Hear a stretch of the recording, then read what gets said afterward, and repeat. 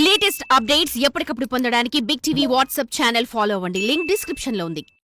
Hi hello welcome to Big TV. నేను మీ గౌతమి. అయితే ఈరోజు ఒక ఇన్స్పిరేషనల్ స్టోరీని మీ ముందుకు తీసుకురావాలి అని చెప్పైతే ఈరోజు నేను ఈ ప్లేస్కి అయితే వచ్చేసాను. అండ్ రీసెంట్గా కొన్ని వీడియోస్లోని బాగా వైరల్ అవుతూ ఉన్నారు. శిరీష ఆమె ఒక సాఫ్ట్వేర్ ఎంప్లాయ్. అయితే అంత పెద్ద అంటే సాఫ్ట్వేర్ ఎంప్లాయ్ అయ్యుండి 5 years ఎక్స్పీరియన్స్ ఉన్న ఆ అమ్మాయి దట్టు మంచి శాలరీ 60+ శాలరీ తీసుకుంటున్న అమ్మాయి ఇవాళ ఫుడ్ స్టాల్ పెట్టుకోవడానికి గల రీజన్స్ ఏంటి, అసలు ఫుడ్ స్టాల్ ఎందుకు చూస్ చేసుకుంది, తనకి బిజినెస్ అంటే ఇంట్రెస్టా? ఓకే, బిజినెస్ ఇంట్రెస్ట్ ఉన్నప్పుడు వేరే ఏ పాత్రలోనైనా వెళ్ళొచ్చు కదా, ఎందుకని స్ట్రీట్ ఇలాగ పెట్టడం అని చెప్పి చాలామంది క్వశ్చన్ చేస్తూ ఉన్నారు. సో ఆ వీడియోస్ అన్ని చూసిన తర్వాత నేను కూడా ఒకసారి తనతో మాట్లాడదాము, ఎందుకు తను ఈ విధంగా రోడ్ సైడ్ స్ట్రీట్ ఫుడ్ పెట్టాల్సి వచ్చింది అండ్ వాళ్ళ పేరెంట్స్ దీనికి ఏమీ అబ్జెక్ట్ చేయలేదా, ఇలా చాలా క్వశ్చన్స్ నాలో కూడా రైజ్ అయ్యాయి. మరి వాటన్నిటికీ ఆన్సర్స్ కావాలంటే శిరీషతో మాట్లాడాలి కదా. సో అందుకని తన దగ్గరికి వచ్చేసాను. అండ్ తన అడ్రస్ కూడా నేను మీకు చెప్తాను. ప్రజెంట్ మనకి కేబుల్ బ్రిడ్జ్ ఉంది కదా, దాని కింద వస్తూ ఉంటే గచ్చిబౌలి వెళ్ళే రూట్ టీ హబ్ ఏదైతే ఉందో ఈ టీ హబ్ రూట్లోని మనకి ఆరా రియాలిటీ కంపెనీ ఉంటుంది. సో దానికి ఆపోజిట్లోనే శిరీష యొక్క ఫుడ్ స్టాల్ ఉందన్నమాట. సో తనతో అయితే మాట్లాడదాం, అసలు ఎందుకు అంత పెద్ద జాబ్, ఎందుకంటే ప్రతి ఒక్కరికి కల ఒక సాఫ్ట్వేర్ ఎంప్లాయ్ అవ్వాలి, సాఫ్ట్వేర్ జాబ్ చేయాలి, మంచి శాలరీ తీసుకోవాలి, లగ్జరీగా ఉండాలి అని చెప్పి. మరి అటువంటి ఆ లగ్జరీ పొజిషన్ని అంతా కూడా వదులుకొని ఎందుకు తను ఇలాగ స్ట్రీట్ ఫుడ్ పెట్టుకుంది, సో వీటన్నిటికి గురించి ఆమెతో మాట్లాడితేనే మనకి క్లారిఫికేషన్ అండ్ క్లారిటీ కూడా వస్తుంది. సో లేట్ ఎందుకు, తనతో మాట్లాడదాం రండి.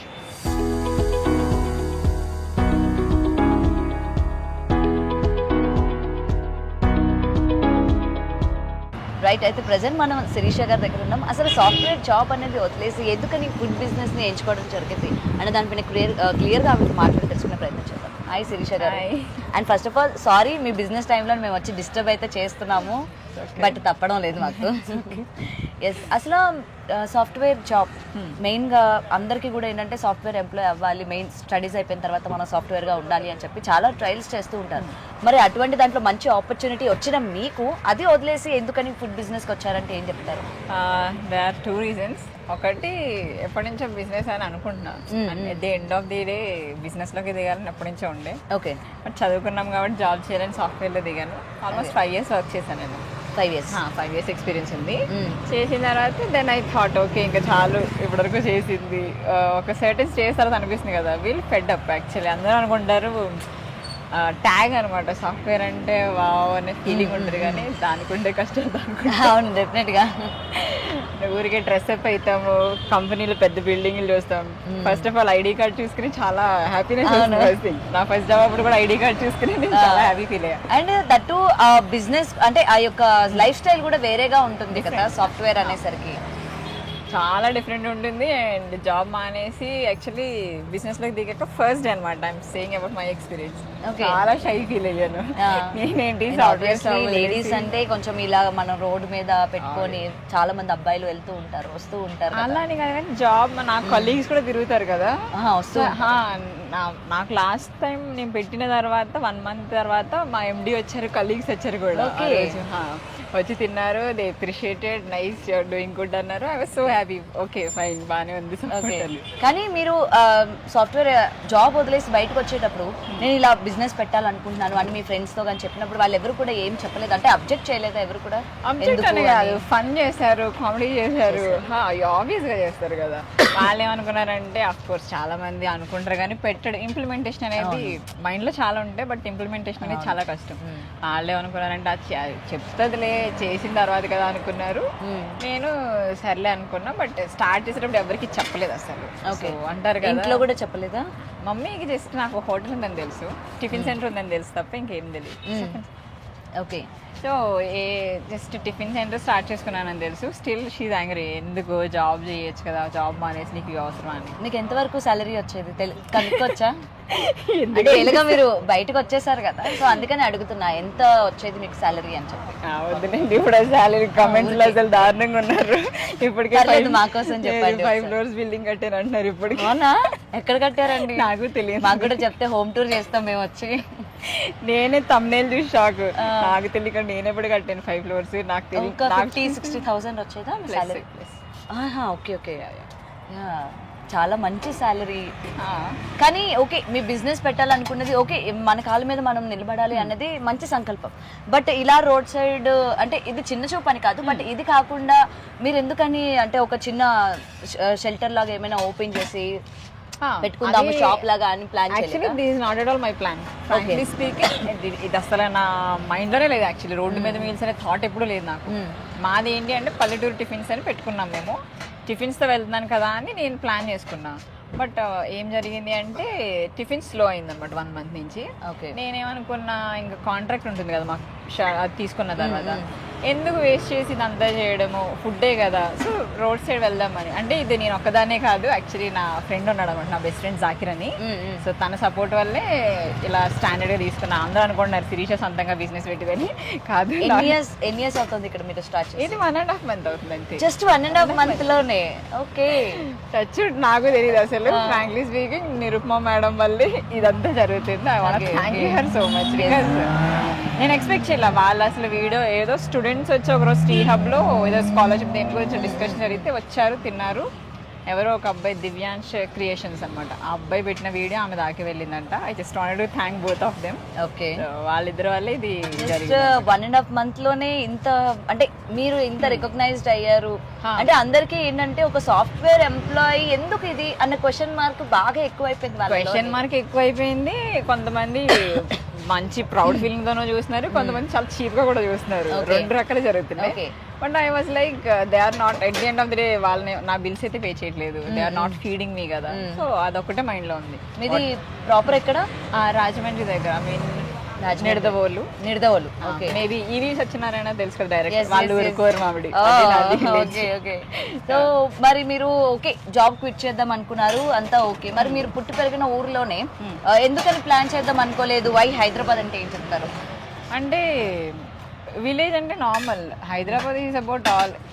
అంటే ఇక్కడ ఉన్న టేస్ట్ విలేజ్ లో చాలా మందికి తెలియదు కదా, మరి ఇక్కడ ఉన్న మీరు టేస్ట్ లో అక్కడ వాళ్ళకి రుచి చూపించే ప్రయత్నం చేయాల్సింది కదా. అక్కడ ఇంత బడ్జెట్ తో చేయలేము, ఇంత బడ్జెట్ రాదు.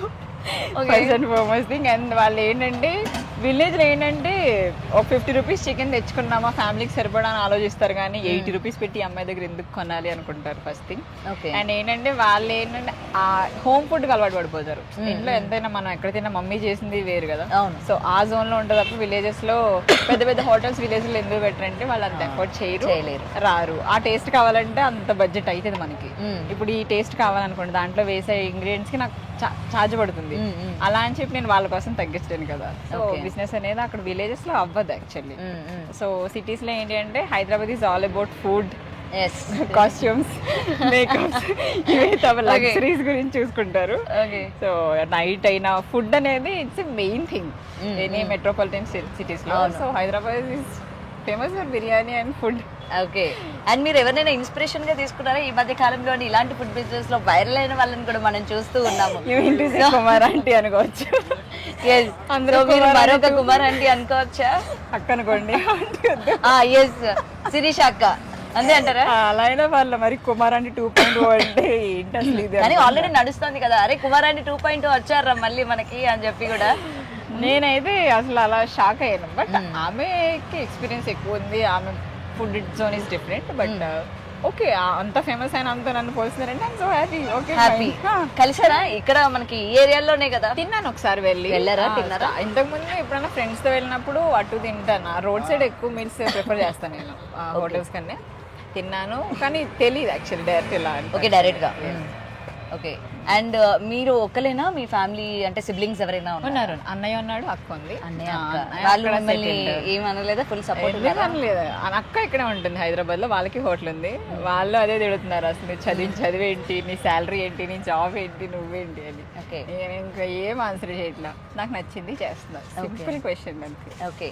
అండ్ మీరు ఇక్కడతోనే ఇది స్టాప్ చేస్తారా? మీ నెక్స్ట్ ఏంటి థాట్స్ ఏమున్నాయి? కేవలం దీంతోనే స్టాప్ చేస్తారా? ఆర్ఎల్స్ హోటల్ లాంటిది కానీ ఏమైనా ప్లాన్ చేద్దాం అనుకుంటున్నారా? హోటల్ అంత పెద్ద దానికి వెళ్ళాలంటే it takes huge budget actually.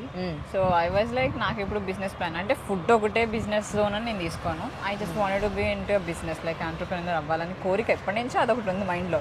So ఇదే చెయ్యాలి అని ఏం లేదు, but I just wanted to my own business.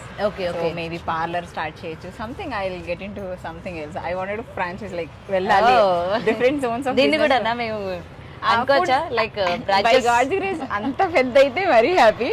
But road side meals ని ఫ్రాంచైజ్ చేయలేము యాక్చువల్లీ, అది జరగని పని. నేను అనేది ఏంటంటే ఒక ఫుడ్ అనే కాదు, డిఫరెంట్ జోన్స్ ఉంటాయి కదా బిజినెస్ ఐడియాస్ అని. సో అలా వేరే వేరే బిజినెస్ లో కూడా ఇన్వెస్ట్ చేయాలని కోరిక అనమాట. ఓకే, కానీ మీరు ఇట్లా చూస్ చేసుకున్నారు, రేపు పొద్దున అందరూ కూడా ఓకే మనం కూడా ఎందుకు సాఫ్ట్వేర్ జాబ్స్ ఇచ్చేద్దాం, దీనిలో మంచి లాభాలు ఉంటాయి, మనం ఇలాగే పెట్టేద్దాం అని చెప్పి చాలా మంది బయటకు వస్తూ ఉంటారు. ఇన్స్పిరేషన్ గా కొంతమంది చూపిస్తూ ఉంటారు ఇంట్లో కూడా, అయ్యో ఈ అమ్మాయి చేస్తుంది కదా, నేను చేయడంలో తప్పేముంది అని చెప్పి కూడా. సో అలా డెసిషన్ తీసుకునే వాళ్ళకి ఏం చెప్తారు? నేనే సజెషన్స్ స్టేజ్ లో లేను కానీ I just wanted to tell something. See if you are really passionate about something, go and get it.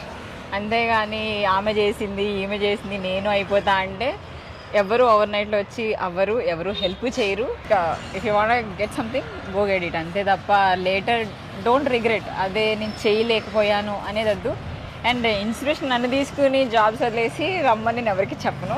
Because if you're 100% sure, బిజినెస్లో 2 things, గుడ్ డేస్ ఉంటాయి, బ్యాడ్ డేస్ ఉంటాయి. So if you can really take bad days as a good day, then మీరు రావచ్చు. లేదు నాకు daily amount వచ్చేయాలి, daily profits వచ్చేయాలి అనే థాట్ ఉన్న వాళ్ళు అయితే, ఆ మైండ్ సెట్ వాళ్ళు అయితే దిక్కకూడదు బిజినెస్, బికాజ్ డౌన్ అయిపోతారు. సో ఏమొచ్చినా తీసుకోగలను, మళ్ళీ రీబౌన్స్ అవ్వగలను అనుకునే వాళ్ళైతే I will always encourage them. And మీరు పెట్టిన ఫస్ట్ డే కస్టమర్స్ ఎంతమంది వచ్చారు, మీరు ఫస్ట్ డే అమౌంట్ మీరు ఎంత కలెక్ట్ చేసుకున్నారు, ఏమైనా ఐడియా? ఎందుకు గుర్తుపెట్టుకున్నా అమౌంట్ ఎప్పుడు, నేను ఫస్ట్ అమౌంట్ ఎప్పుడైనా దేవుడికి వేసేస్తాను అనమాట, థ్యాంక్స్ కింద. యాక్చువల్లీ ప్లేట్స్ కౌంట్ చేసుకోను నేను, ఎందుకంటే కొంతమంది కర్రీసే తింటారు, అలా ప్లేట్స్ మిస్ మ్యాచ్ అవుతాయని చెప్పి first day only 5 kgs of rice తీసుకొచ్చినాను, జస్ట్ 5 kgs. సో ఆ 5 kgsతో చూద్దాం అనుకున్నాను.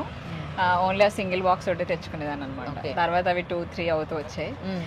ఫస్ట్ డే నాది వచ్చేసి 3,500 వచ్చింది. First day 3,500, so happy. నేను అసలు 2,000 వచ్చినా చాలు అనుకుని వచ్చా, బట్ 3,500 వచ్చేసరికి I was like okay fine, okay this is going good, దీన్నే కంటిన్యూ చేసుకోవచ్చు అని గుడ్ కాల్ అనిపించింది. ఓకే, సో మీరు కేవలం మధ్యాహ్నం భోజనం వరకేనా, ఆర్ ఎల్స్ ఈవినింగ్ స్నాక్స్ లాంటివి ఏమైనా మళ్ళీ పెడుతూ ఉంటారా? ఈవినింగ్ స్నాక్స్ ఏం లేవు యాక్చువల్లీ, మాకు కాంట్రాక్ట్స్ ఉంటాయి అనమాట. ఫంక్షన్స్ కి, మ్యారేజ్ కి కొన్ని వెళ్తూ ఉంటాయి మీల్స్, బయట క్యాటరింగ్ వెళ్తుంది మాది.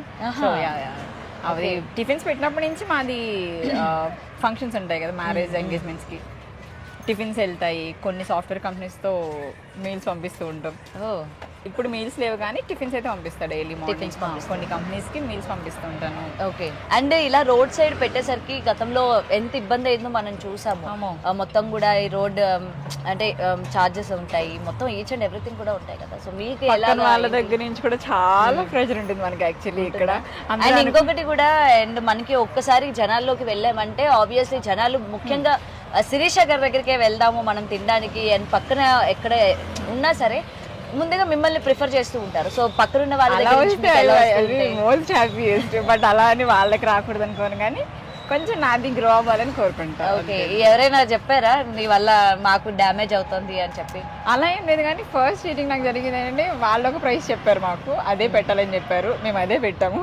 పెట్టిన తర్వాత వాళ్ళని డిఫరెంట్ ప్రైస్ అంట, మాకన్నా తక్కువ ప్రైస్ అని చెప్పారు. లైక్ ఓకే, ఇలా కూడా జరుగుతుంది. బిజినెస్ లో కామన్ కదా, మెయిన్ అంతే.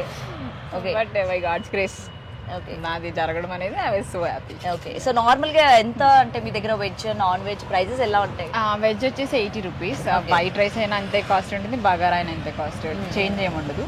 సో నాన్ వెజ్ వచ్చి బోటి అయినా ఏదైనా సరే 110, అంతకుమించి పెంచము, లేకపోతే ఇంకేం లేదు. ఇన్ కేస్ చాలా మంది 100 చేయొచ్చు కదా అని అడుగుతున్నారు, but we're thinking of it, fine తగ్గిద్దాము అన్నట్టు అనుకుంటున్నాను. చాలా మంది ఏంటంటే 100 అనేది రౌండ్ ఫిగర్ చేయొచ్చు కదా మేడం, 110 ఏంటి అని అంటున్నారు. బట్ నేనేంటంటే క్వాలిటీ మెయింటైన్ చేస్తున్నాను కదా అనేది ఒక్క థాటే, బట్ ఎక్కువ అదొక్కటే క్వశ్చన్ వస్తుంది నాకు. శిరీష గారి దగ్గర స్పెషల్ ఫుడ్ ఐటమ్ అంటే ఏం చెప్తారు? అలాగే సొంత చేతులతో ఏమైనా వండి ఏం బెటర్ ఎప్పుడు కూడా? అయ్యో, చేస్తారా? నాన్ వెజ్ బాగా చేస్తా. మీరు చేస్తారా నాన్ వెజ్? అసలు మీ హ్యాండ్ ఉంటుందా వీటిల్లో? మాస్టర్ సాలరీ ఇస్తున్నాను కదా, సాలరీ ఇచ్చినప్పుడు నేనెందుకు? మాస్టర్ కి సాలరీ ఇచ్చిన శిరీష గారి టచ్ అలా ఉండాలి కదా, శిరీష స్పెషల్ ఐటమ్ ఇక్కడ మాకు అని చెప్పి. లేదా అట్లే అలా ఏం పెట్టాలనుకోవట్లేదా? ఫ్రెండ్స్ అయితే 4-5 మెంబర్స్ ఉంటారు, కొంచెం అటు ఇటు అయినా సరే మన మొహం చూసనే తింటారు. అయ్యో, బిజినెస్ కదా, డబ్బులు ఇచ్చే వాళ్ళు క్వశ్చన్ అడిగినప్పుడు ఆన్సరబుల్ ఉండాలి. నేను అలాంటి రిస్క్ చేయాలనుకోవట్లేదు.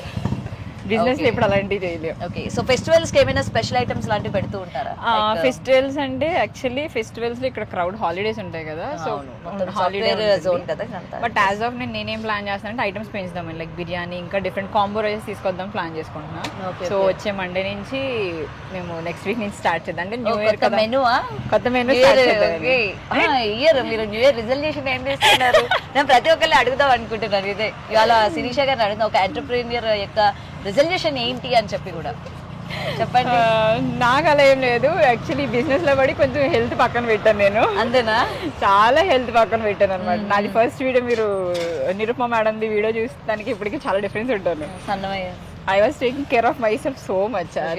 ఇంకోటి బిజినెస్ అనేసరికి చాలా మెంటల్ ప్రెషర్ కూడా బాగా ఎక్కువ ఉంటుంది. ఆఫ్ కోర్స్ ఆబ్వియస్గా, ఎందుకంటే ఒక్కరోజు మాస్టర్ రాకపోయినా, ఒక్కరోజు ఏదన్నా అటు ఇటు అయినా సరే it will be like a big task అనమాట. సో ఒకసారి మీ దగ్గర ఏమేమి ఐటమ్స్ ఉన్నాయి? ఆబ్వియస్గా యూ కెన్. ఇది వచ్చేసి chicken fry. Chicken fry, okay. మొత్తం ఎన్ని గంటల్లో అయిపోతుంది మొత్తం ఇదంతా కూడా? ఖాళీ 3:30. 3:30 గల రెగ్యులర్ కస్టమర్స్ ఎక్కువ అనమాట మాకు. ఓకే.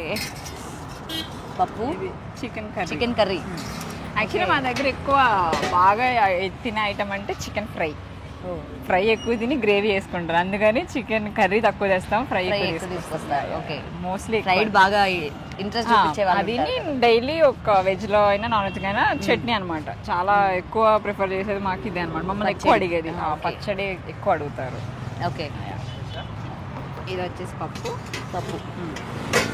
మొత్తం మీరు క్వాలిటీ మెయింటైన్ చేస్తూ నేను తింటాను కదా ఇందులో, నాకు అయ్యో. ఓకే, నేను చిన్నప్పటి నుంచి హాస్టల్స్ లో ఉన్నాను. బాధ ఏంటో హాస్టల్స్ లో ఉన్న వాళ్ళకి బాగా తెలుసు, చాలా బాగా తెలుసు. దొండకాయ, కాకరకాయ fry.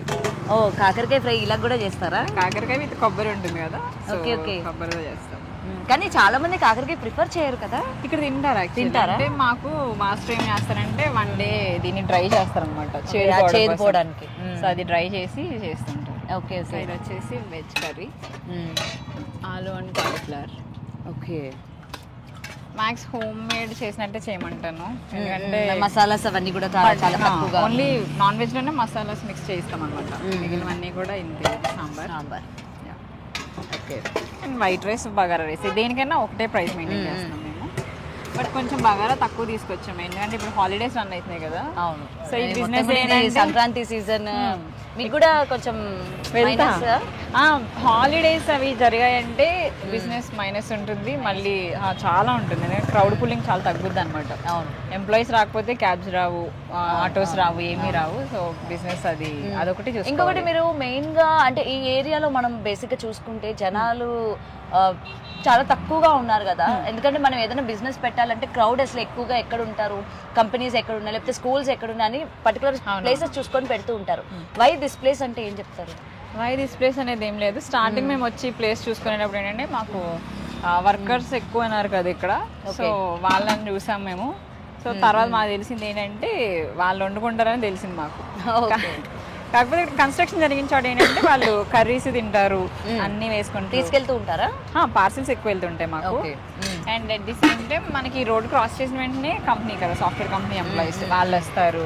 And cabs, Ola drivers వీళ్ళు ఉంటారు కదా, వాళ్ళకి ఏంటంటే ఇన్ అండ్ అవుట్ ఉంటాయి అనమాట టైమింగ్స్. ఓకే, సో వాళ్ళు ఎక్కువ వస్తుంటారు. ఓకే, సో మోస్ట్ చాలా మంది మధ్యాహ్నం కాకుండా నైట్ టైమ్స్ కూడా పెట్టండి అని చెప్పి ప్రిపేర్ చేస్తా ఉంటారు. ఆబ్వియస్గా పెడతాను, బిజినెస్ అవుతానంటే డబ్బులు వస్తాయండి, ఎందుకు ఎవరికైనా కమర్షియల్ అవుతా ఉండాలి. ఇంకా రాను బిజినెస్ ఇట్స్ ప్యాషన్ ఒకటి ఉంటే చాలు, పైసా కూడా కావాలి, మనీ మేక్స్ మెనీ థింగ్స్. అవును. అండ్ ఇప్పుడు మీ బిజినెస్ బాగుందా? యాజ్ ఆఫ్ నౌ అయితే గుడ్, బట్ ఈ క్రిస్మస్, ఈ సంక్రాంతి అయ్యే వరకు కొంచెం డల్ ఉంటుంది. మేము అందుకే క్వాంటిటీ తగ్గించుకుంటూ వచ్చాను. అంటే ఇంతకుముందు 3 తీసుకొచ్చే వాళ్ళు మేము 2 తెచ్చుకుంటున్నాం. నాకు ఇంకొక డౌట్ వస్తూ ఉంటుంది, ఒకవేళ ఇవన్నీ అంటే ఒకవేళ కానీ మిగిలిపోయినట్లయితే ఆ ఫుడ్ అంతా ఏం చేస్తారు?